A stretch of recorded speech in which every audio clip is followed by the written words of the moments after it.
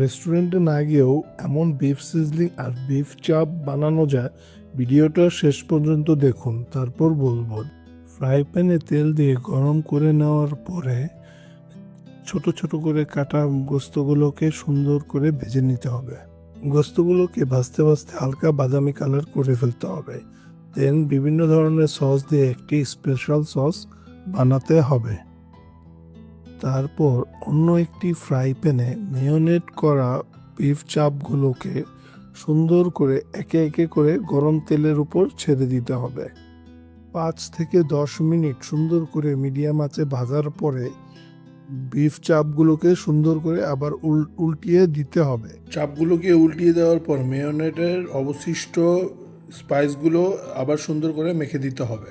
Beef সিজলিংয়ের জন্য পেঁয়াজ, রসুন, কাঁচামরিচ ও শুকনো মরিচ রেডি করতে হবে। ভিডিওটি না টেনে পুরোপুরি দেখুন, আর ভালো লাগলে অবশ্যই লাইক অ্যান্ড সাবস্ক্রাইব করে দিবেন। ফ্রাই প্যানে তেল দেওয়ার পর গরম হওয়ার পর পেঁয়াজ, শুকনো মরিচ, রসুন, পেঁয়াজ এগুলো ভালো করে ভেজে নিতে হবে।